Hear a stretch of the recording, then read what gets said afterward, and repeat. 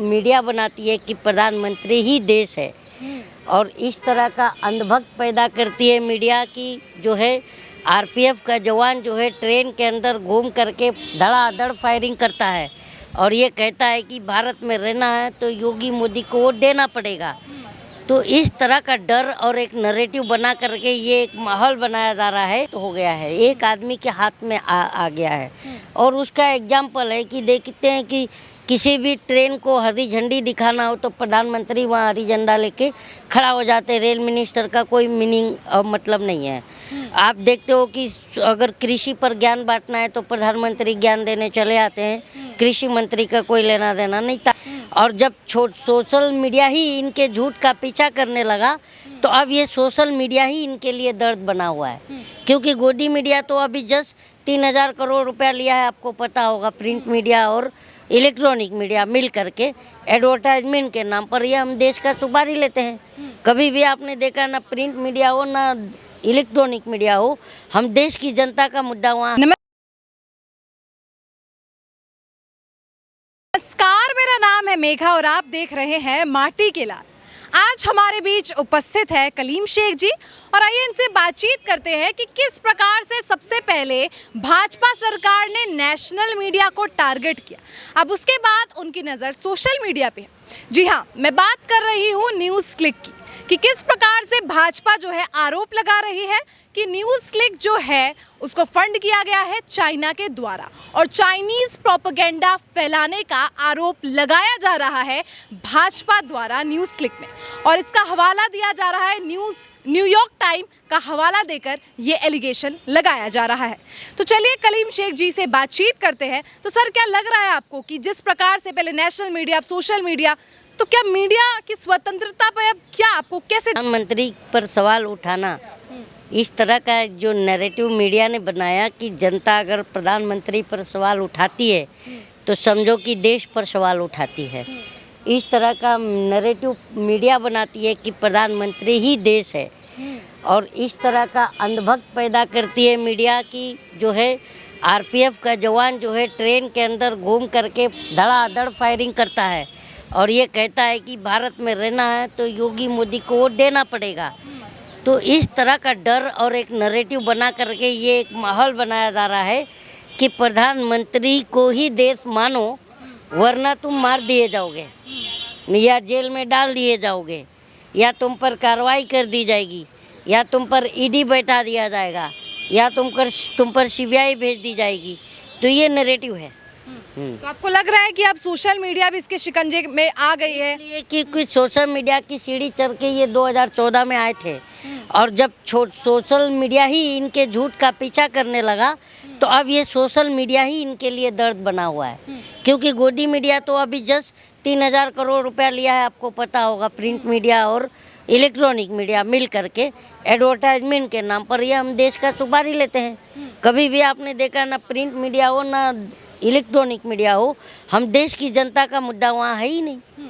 दूसरी खबर ये है कि दिल्ली सर्विसेज बिल जो है वो लोकसभा में पारित कर दिया गया, राज्यसभा में इससे संबंधित चर्चा हुई। तो पहले मैं दर्शकों को बता दूं कि इस बिल में है क्या। दरअसल जो है भाजपा चाह रही है कि जो दिल्ली सरकार है उसके पावर को कम करने के लिए ये कहकर कि इंटरफेरेंस यानी कि हस्तक्षेप दिल्ली सरकार का बहुत ज़्यादा हो रहा है केंद्र में, तो इसीलिए ये services bill, Delhi services bill जो है लाया गया है। लेकिन वही दूसरी ओर विपक्ष ये दावा कर रही है कि इससे जो फेडरलिज्म है वो खतरे में आ जाएगा। तो सर, आपको क्या लगता है जिस प्रकार से दिल्ली सरकार और केंद्र सरकार के बीच में जो टसल देखने को मिलता है, तो इससे लोकतंत्र मजबूत होगा या कमज़ोर होगा? अब ये लोकतंत्र जो है एक पूरा लोकतंत्र और पूरा संविधान कि वो उसकी ताकतों का एकाधिकृत हो गया है, एक आदमी के हाथ में आ गया है। और उसका एग्जाम्पल है कि देखते हैं कि किसी भी ट्रेन को हरी झंडी दिखाना हो तो प्रधानमंत्री वहाँ हरी झंडा लेके खड़ा हो जाते हैं। रेल मिनिस्टर का कोई मीनिंग मतलब नहीं है।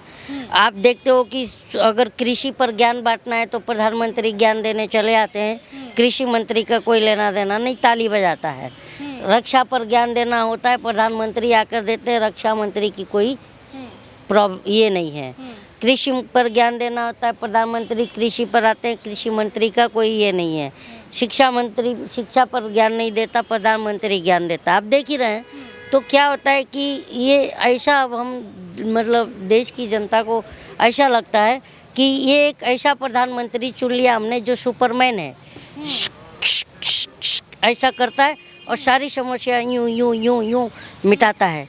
जब कोरोमंडल हादसा होता है तो 288 लोग मारे जाते हैं और अभी तक सरकार ना ही रेल मंत्रालय जिम्मेदारी लेता है।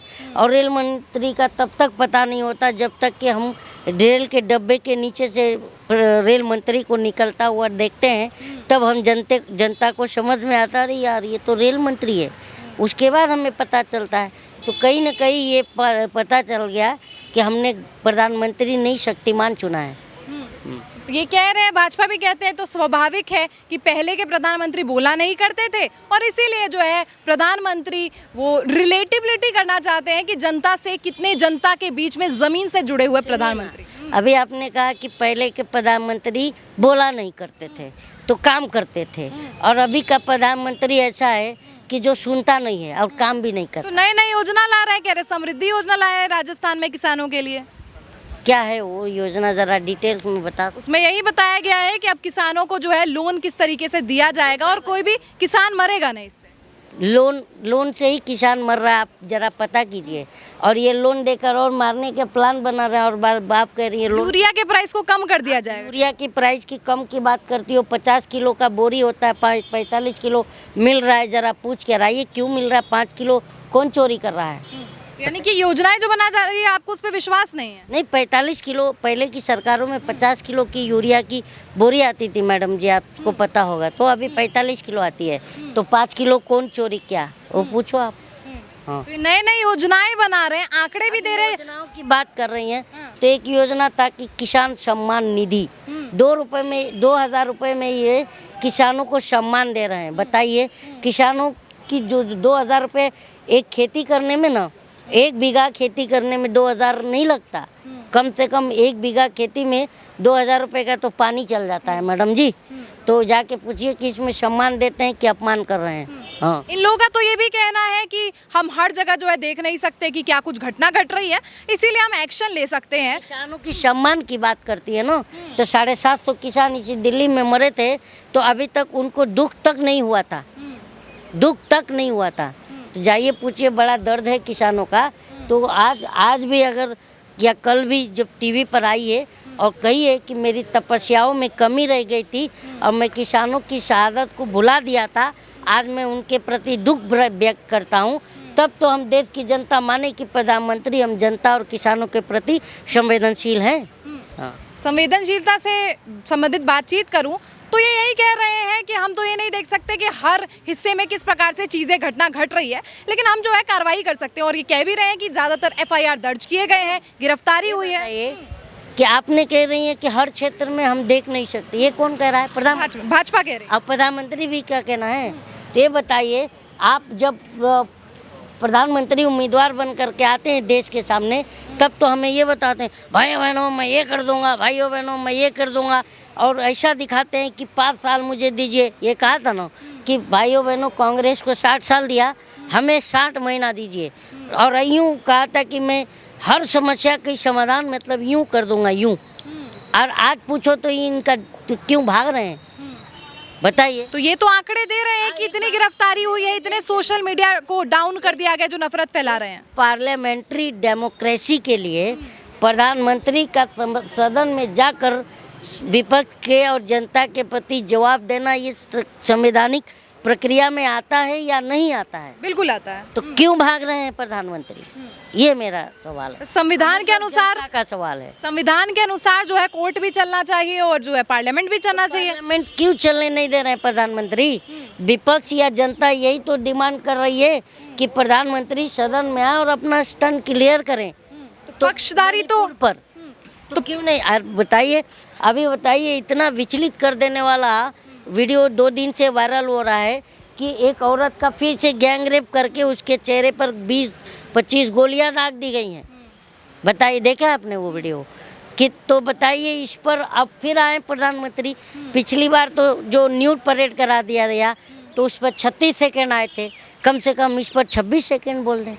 बोलना चाहिए नहीं बोलना? बिल्कुल निंदनीय है इस प्रकार की चीजें जो हो रही है, और सरकार जो काम नहीं कर रही है, सरकार बयान नहीं दे रही है, बिल्कुल निंदनीय है।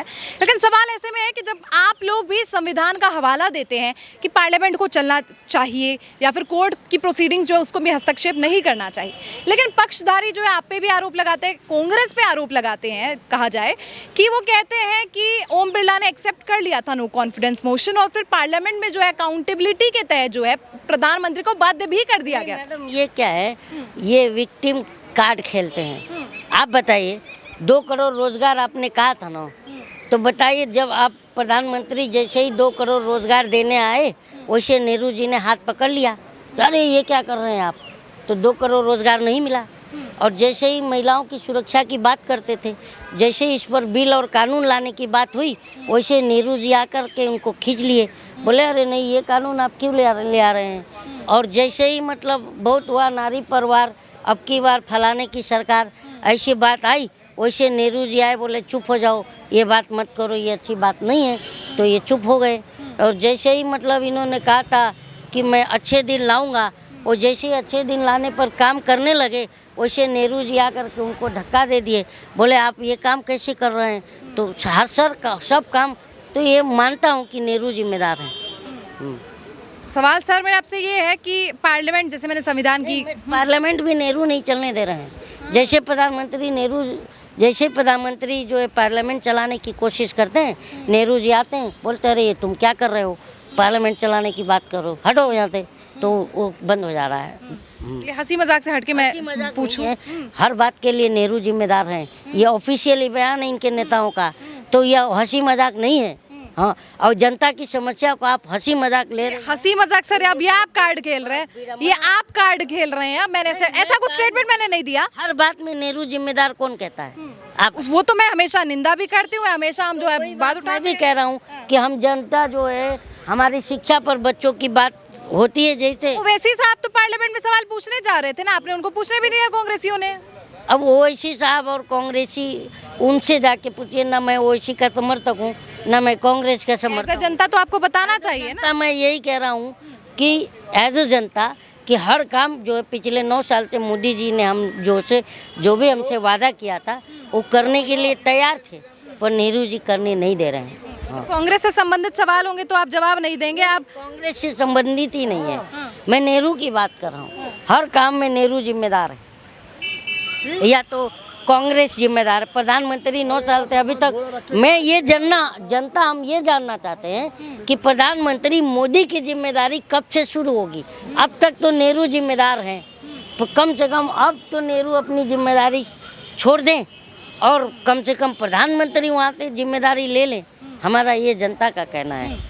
तो ये थे कलीम शेख जी, और हम पूछना चाहते हैं आप लोगों से कि आप प्रतिक्रिया दीजिए, क्या सोचते हैं आप कि किस प्रकार से देश के अलग अलग प्रदेशों में जिस प्रकार से हिंसा हो रही है, और इसमें जो मिनिस्टर्स, चीफ मिनिस्टर्स और समूचा अगर मैं कहूँ भाजपा या प्रधानमंत्री को अकाउंटेबल होना चाहिए, उनकी अकाउंटेबिलिटी अभी तक क्यों नहीं और कब होगी, इस पर मैं आपकी राय जानना चाहती हूँ। प्रतिक्रिया कॉमेंट सेक्शन में दीजिए, वीडियो को लाइक कीजिए और ज़्यादा से ज़्यादा लोगों में शेयर